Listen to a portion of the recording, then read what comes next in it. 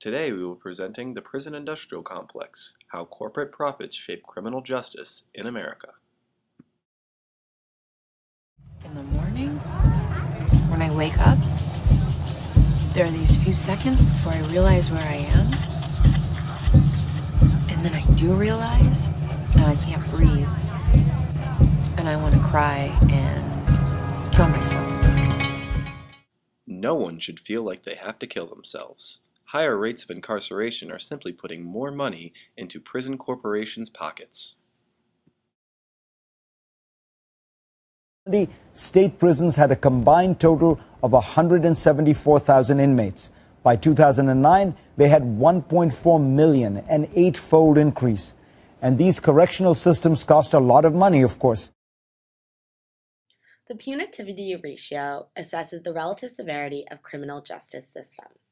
This ratio compares the number of people serving time in jail due to a court sentence to the number of annual convictions. Criminal justice systems that impose longer prison sentences and imprison a higher percent of convicted people have higher punitivity ratios. The United States has a punitivity ratio of 1.5, which exceeds the mean of 0.2 among OECD countries.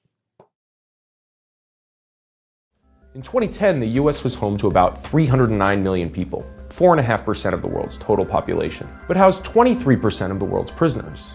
So take a moment to think about what this means. It means we imprison more people than enormous autocratic countries like China. We imprison more people than Russia. Compared to the size of our population, our rate of imprisonment dwarfs our closest allies, like the United Kingdom, France, and Canada. Analysis of crime statistics reveals that violent and nonviolent crime rates are not well aligned with incarceration trends in the United States.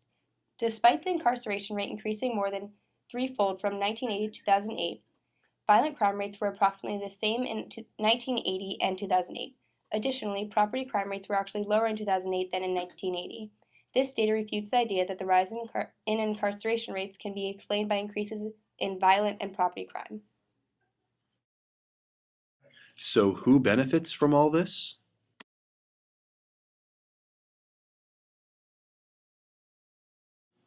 First, companies that use prison labor.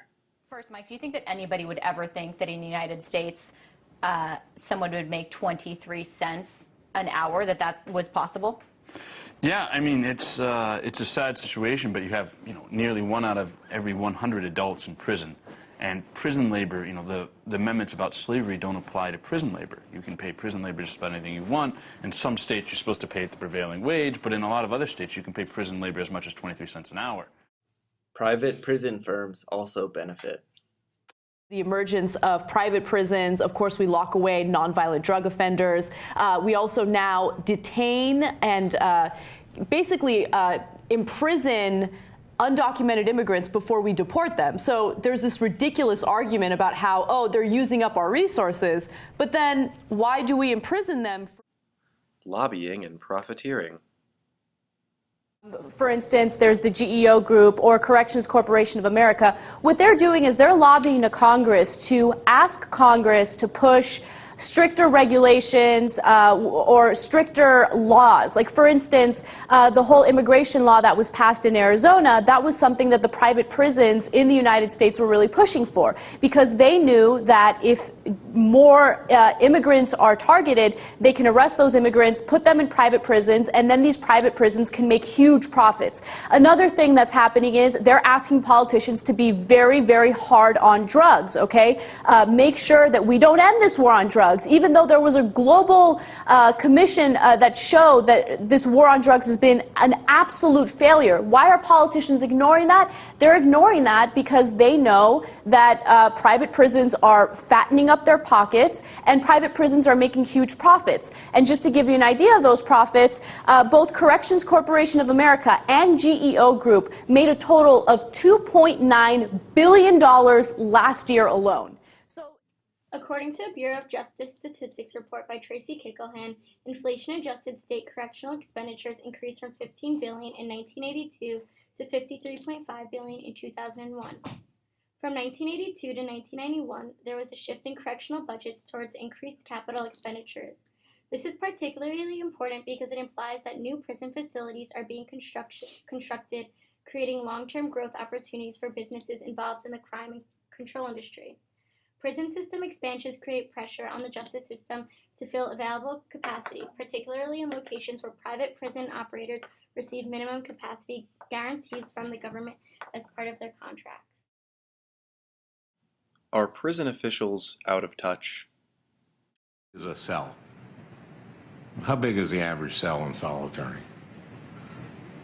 Say the average size? Cell, yeah, the size of the cell. How big is it? I'm trying to get this is the human thing we're talking about. We've got a lot of statistics. How big is the cell? The average size of a cell is, I guess I'm trying to find, you're looking for the space of what the... Yes. The dimensions in feet and inches. The size of the cell that a person is kept in. I want to get some idea of, I don't know, am I asking this wrong? What can be done? New laws favoring rehabilitation of nonviolent drug offenders as an alternative to incarceration would likely reduce prison populations because drug offenders make up half of all inmates. Increased transparency of campaign contributions could also be useful. This will give the public access to information about how the crime control industry influences politics. Recidivism should be seen as a problem, not as a selling point to increase private prison profits.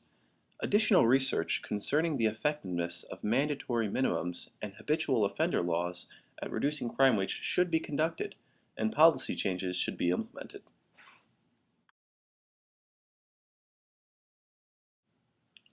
Even Sesame Street knows we have a prison problem. My dad's in jail. When I was about your age, my dad was incarcerated too. Incarcerated is when someone breaks the law, a grown-up rule, and then they have to go to jail or prison. We will be your friend. We'll help you through